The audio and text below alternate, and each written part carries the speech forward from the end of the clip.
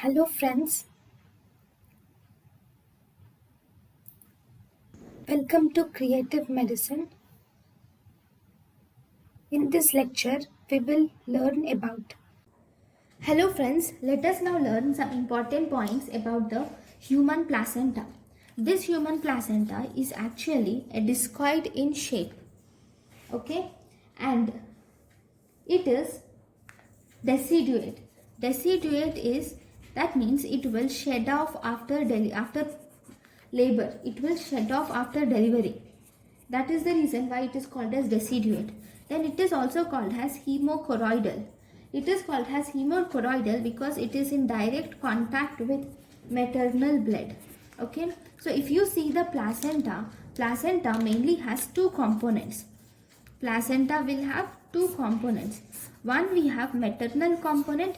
Second, we have fetal component. Maternal component is glistening, covered by amnion, whereas fetal component has around 15 to 20 cotyledons are seen in fetal component, and it is rough. Maternal component is smooth and glistening because of the layer of amnion, whereas fetal component, because of the cotyledons, it looks rough and irregular. Now, the weight of the whole placenta at term is 500 grams. And if you see the ratio of weight of placenta is to fetus is equal to 1:6. Weight of placenta is to fetus is equal to 1:6. Weight of placenta is equal to that of fetus at 17 weeks of pregnancy. Weight of placenta is equal to that of fetus at 17 weeks of pregnancy. If you were asked about the thickness of placenta, it is 2.5 centimeters is the thickness of placenta. Right? Now let us learn how the placenta is formed. So first, formation of placenta. So in the formation of placenta, see, by day 8 we have said in the last class about trophoblast. This trophoblast, by day 8 it forms cytotrophoblast and syncytiotrophoblastic. It results in cytotrophoblast and syncytiotrophoblastic formation. So first we will see the changes. Okay, so we have the decidia basalis. Okay, this is the decidia basalis, which is the one which is separating the myometrium and the blastocyst. Okay, let me show you that picture again. See, okay, I'll show it here. This is the decidia basalis, this part which is separating the blastocyst and the myometrium, that is decidia basalis. So this is the same decidia basalis which I have drawn here. And we have cytotrophoblast. The cytotrophoblast will now invaginate into the syncytiotrophoblast. See, above the decidia basalis, this is myometrium. But we are not concerned anywhere about the myometrium. Below it, we have the blastocyst. Right? So I will just draw a big circle which can represent the blastocyst for now. So this is the blastocyst. Okay, in the blastocyst we have the trophoblast, and also we have inner cell mass. Okay, now we will see. So this is what, so this picture I am going to magnify it so that we will understand in a better way. So if you see, this is the decidia basalis, and below that we have trophoblast. If you remember, the trophoblast has been differentiated into syncytiotrophoblast and cytotrophoblast. So I am drawing this as syncytiotrophoblast. This is the syncytiotrophoblast. Now in the syncytiotrophoblast, the cytotrophoblast will invaginate like a villi. Okay, it will invaginate into the villi like this. Okay, so what is this? This is the syncytiotrophoblast, this is the decidia basalis, and this is the cytotrophoblast. Right? Now in the syncytiotrophoblast, by day 15 of life, the maternal blood will enter. Okay, so if you see, so this is the decidia basalis. So from the mother, the blood vessels will enter the syncytial Okay, so this villi which you can see here is called as primary villi. So now the primary villi has been formed. This is primary villi. Now we will see the secondary villi. So I will draw below so that it becomes easier. So this is the same decidia basalis. Okay, now we have the same syncytial here. Okay, this is the syncytial which we have. I'm just drawing it in an organized way, right? This is the syncytial and we also have the cytotrophoblast, which is seen here.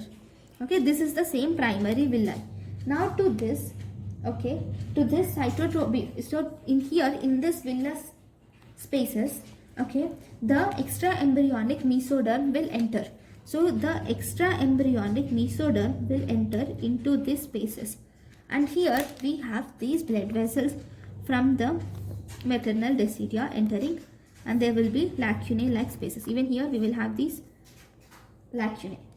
Okay, so now if you see what is the extra development in secondary villi, for the entry of extra embryonic mesoderm into the villi will form the secondary villi.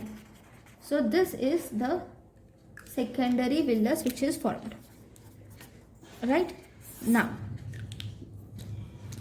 we will see the formation of tertiary villus. This is the decidia basalis, right, and you will also have this cytotrophoblastic layer. So this is the syncytiotrophoblastic first, right? This is the syncytiotrophoblastic which you have, and this is the cytotrophoblastic layer, right? This is the cytotrophoblast. Now below this cytotrophoblast, you have seen the entry of endometrium, we have seen the entry of extra embryonic mesoderm. So this is extra embryonic mesoderm which has been entered. Now there is entry of fetal blood vessels occur. So this is the fetal blood vessels which have entered the villus. In the villus now we have fetal blood vessels, and even here you can see the maternal blood vessels are actually coming here, and they have actually formed a big lacunae has been formed from this maternal blood vessels. Okay, so here you can see the fetal blood vessels enter the extra embryonic mesoderm. They enter the extra embryonic mesoderm. Okay, this is called as tertiary villi. So what is the difference? In primary villi, if we take the cross section, okay, I will draw the cross section also. If you take the cross section, this primary villi, this is the syncytiotrophoblast, and here in the syncytiotrophoblast we just have cytotrophoblastic layer in the primary villi, whereas in secondary villi this is the syncytiotrophoblastic layer. Okay, in the syncytiotrophoblastic layer in the secondary villi we have the cytotrophoblastic layer, obviously similar to the primary villi, and we also have extra embryonic mesoderm which is filling. Okay, now if you see in the tertiary villi, now there is this syncytiotrophoblastic layer, right, and below this we have the cytotrophoblast, and below this we have the extra embryonic mesoderm, and again inside this we have the fetal blood vessels which you can see. So this is how the difference between primary villi, where there is only cytotrophoblast and syncytiotrophoblastic, secondary villi where there is cytotrophoblast, syncytiotrophoblastic and extra embryonic mesoderm, and tertiary villi even the fetal blood vessels have entered into this. Now if you see the primary villi, it is formed by day 15, whereas secondary villi it is formed by day 16 or 16 to 17, whereas tertiary villi these are formed by day 21, right? Now if you see the one-liners, the uteroplacental circulation. Okay, the uteroplacental circulation, it is established by day 15, whereas the fetoplacental circulation is established by day 21. Okay, and at term, if you see, the 4/5 of placenta is fetal in origin by term. By term, 4/5 of placenta is fetal in origin. Okay, we also have some more one-liners. So if you learn some more one-liners, these will carry around 350 ml of fetal blood. They have 350 ml of fetal blood volume, and in the intervillous space there is around 150 ml of maternal blood volume. Intervillous space we have 150 ml of maternal blood volume. Then if you see, the uteroplacental blood flow at term will be around 450 to 650 ml per minute, and the fetal blood flow through the placenta will